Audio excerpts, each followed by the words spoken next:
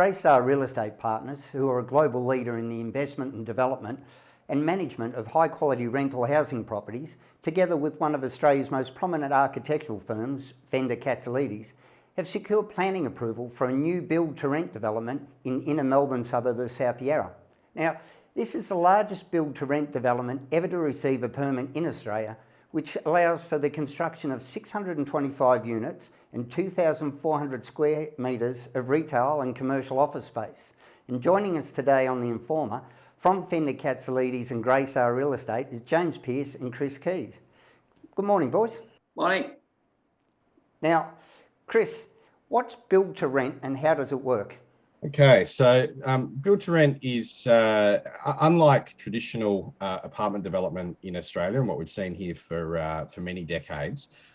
It's development of housing purely for rental. So when I say that, we may go and build 300, 400, 500 apartments, and unlike what would normally happen in the market, whether those are all strata titled and sold off individually to investors and owner occupiers, we develop these projects and we hold them all in one line. So we don't strata title them; we hold them as investment for the long term.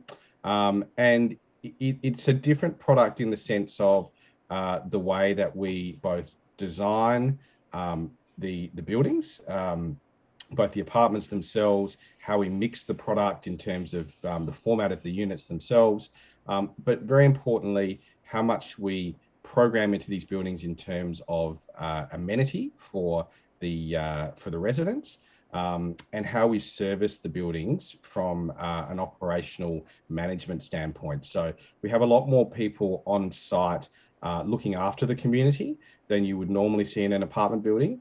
And we have a lot more amenity within these buildings for people to come together and to help foster community within these buildings, in common spaces. So be that whether it's residence lounges, dining rooms that people can host dinner parties, much more sort of volume in terms of gymnasiums and yoga rooms and spin rooms and all these sorts of things that really differentiate the product from what's on offer in the market today. Chris, I imagine it also gives a lot more peace of mind and security to the actual tenants who we've all had that rental property where we've had to move out when it's the landlord has made the decision to sell or renovate or anything like that. Is that one of the catalysts for these developments?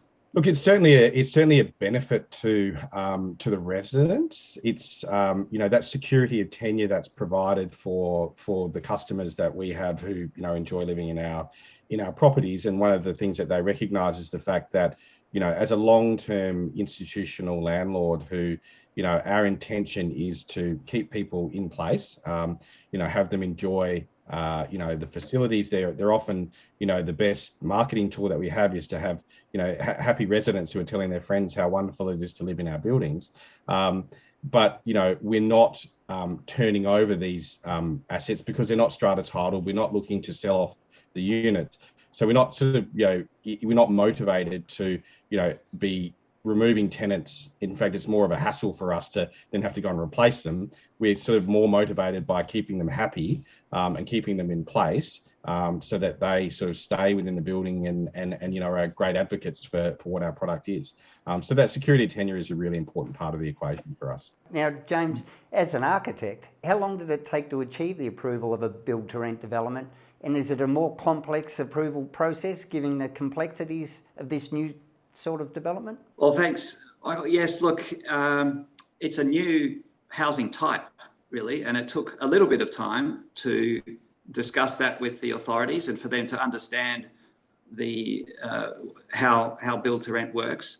But in the end, we really focused on the fact that the developer maintains ownership through the life of the building. And so there's a fantastic alignment between the priorities of the developer and it being not just a good building to start off with, but a good building through its whole life, and a wonderfully active social space at the ground plane and at the street level, as well as through the building itself. But this wonderful activity and social space at the ground plane is what councils really want to achieve with their buildings. And so that alignment between what the council saw as a great benefit for the neighbourhood and the owner developer Greystar seeing as a great benefit for the building are really the same thing. So in the end, that was what got the council on board.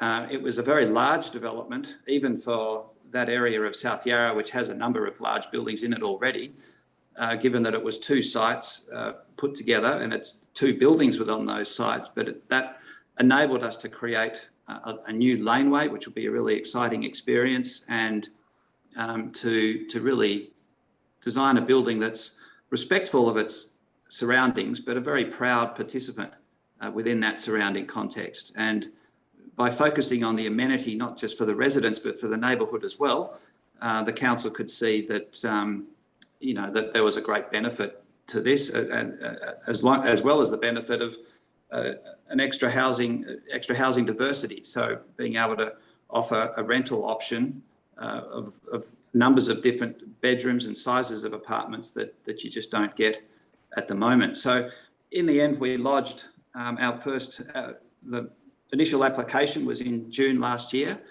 And so it's taken, just over a year to get the final nod. But it's been a great result for all concerned. James, is this the first development of its kind in Australia? Are there any similar types of developments? We understand there's maybe one of a not quite the same scale, but in Sydney, and some smaller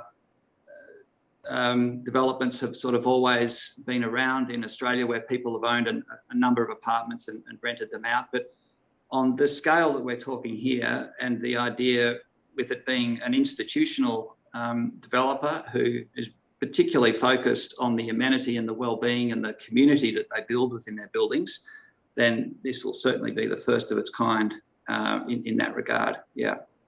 Chris, with Greystar, you will be all over this. How many jobs will the development create, and what about ongoing jobs once it's up? So we've had some studies done in terms of job creation through the construction phase, and the current estimates are both direct and indirect job creation of 970 full-time jobs that this will generate. And then obviously as we move through the construction phase and into the operational phase of the development, the site will employ 15 people on site to manage the building going forward.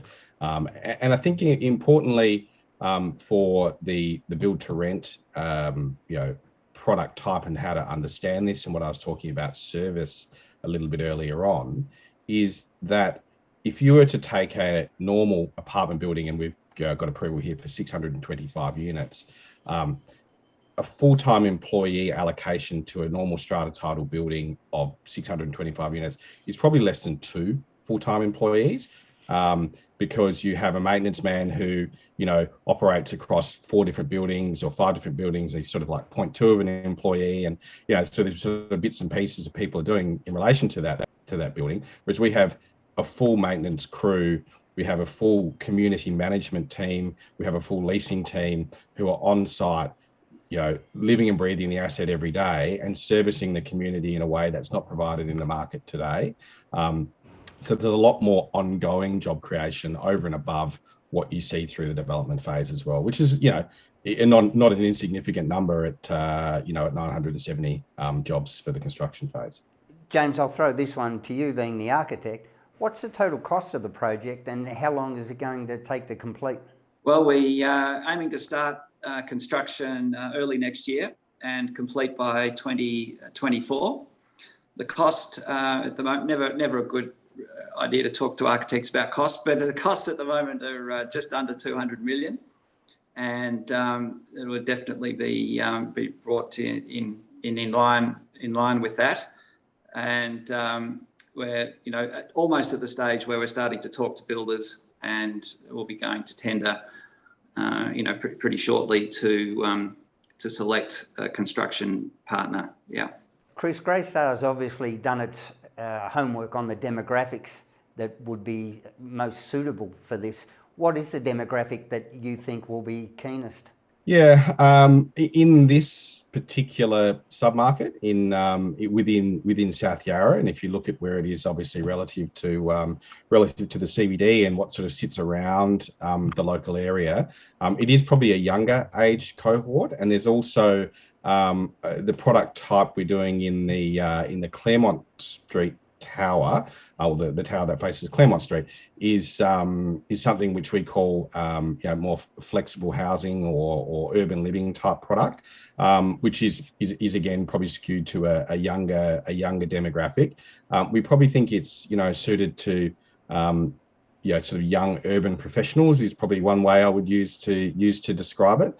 Because it is only 2 stops into Flinders Street Station in the city. So if you're working in the city, it's very accessible through to the CBD. But there's a lot of great lifestyle amenity in the immediate surrounds on Toorak Road and Chapel Street for people to enjoy. And the demographic that sort of sits through that Forest Hill precinct does tend to be a younger demographic with smaller household sizes. So that's probably where this is likely to be pitched. That being said, we're open to everybody. We see buildings that we have overseas where there's a very broad spectrum of demographics within any one project, and within projects with a lot of different types of unit mix.